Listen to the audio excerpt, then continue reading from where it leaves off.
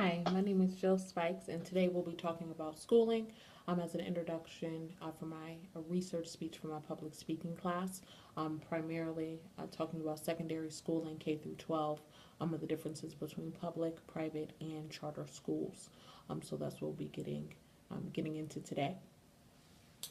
As an African proverb states, it takes a village to raise a child. And it's not often that we adopt this mentality or this mindset, especially when it comes to education.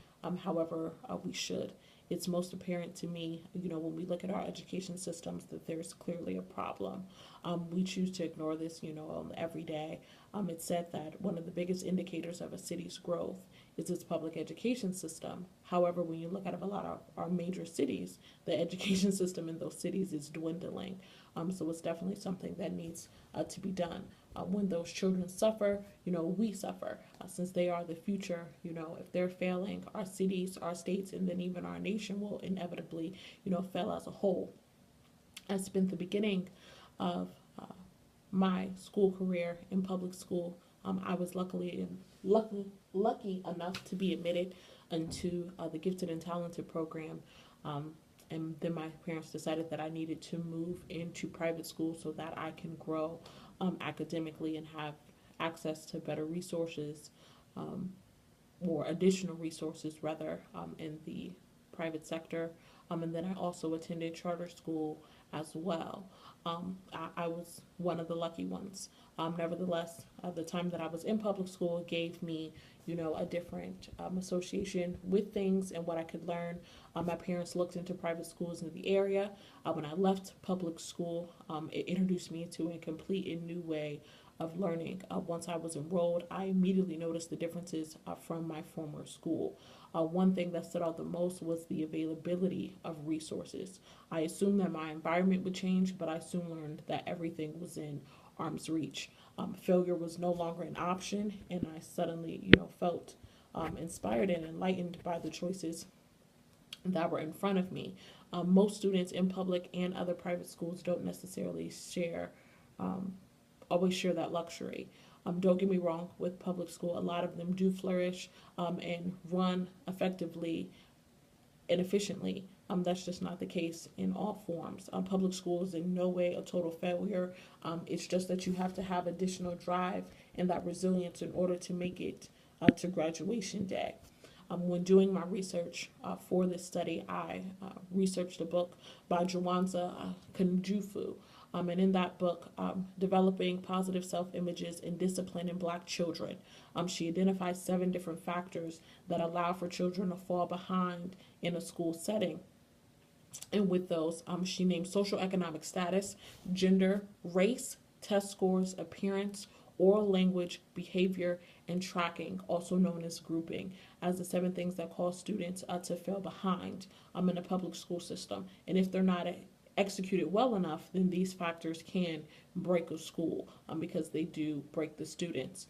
For example, even though educators would never admit it, younger girls are expected to do better than their younger counterparts. As when we get older, females are expected to do lesser than their male counterparts. When it gets time to get into that post-secondary education, males are then outranking their female counterparts, even though we start out school the opposite way. And many people are very quick to point out that money plays the difference between a public and a private education, but that's not necessarily a difference. It can fall into one of those 7 factors that we touched on, even though there are many different ways that you can cover, the private school and those educational gaps, so that way they're not as big as the children get older. At private school, you're given a lot of additional information, especially in regards to like your PSAT, your dates, taking classes, in order to study for that to get you prepared for post-secondary education. Whereas in public school, you pick your classes. So if you don't pick that track, by the time you realize that you want to pull for secondary education, post-secondary education, it's too late for you to go that route. And so with CCS, they do offer those classes, but sometimes by the time you realize that, it's just too late to go backwards. And with CCS, many taxpayers don't want to allocate for those additional funds. And as a former superintendent, um, was Jean was listed as saying is that they can only allocate funds that they have the ability to have. If the levies don't pass, then they don't have those funds.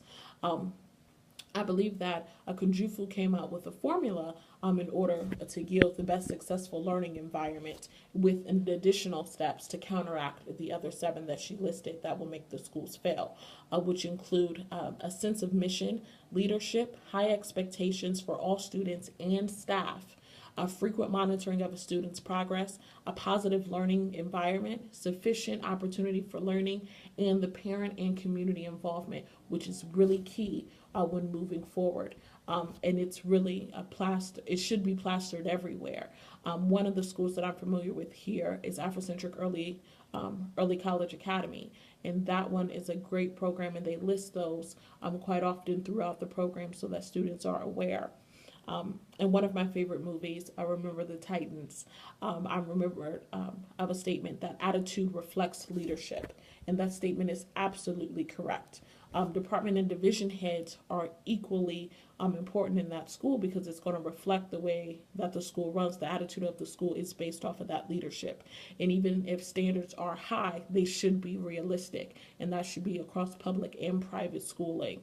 I've heard on numerous occasions that teachers and administration, they have a need or a want because they, want to give a certain amount of dollars, and that shouldn't, be the case.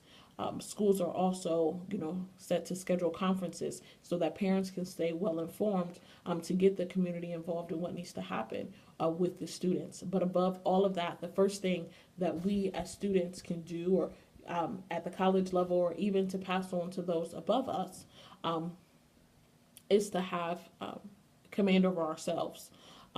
As Kunjufu says, effective schools have an atmosphere that is orderly without being rigid. And I think that's really important for both private and public schools, and the accountability in charter schools. So I think that that's really important, even though they don't have the same educational boundaries as you may have in public school. They don't necessarily always have the same resources as private school because they run independently. So that does become a bit of a problem in private school because the learning climate is significantly different.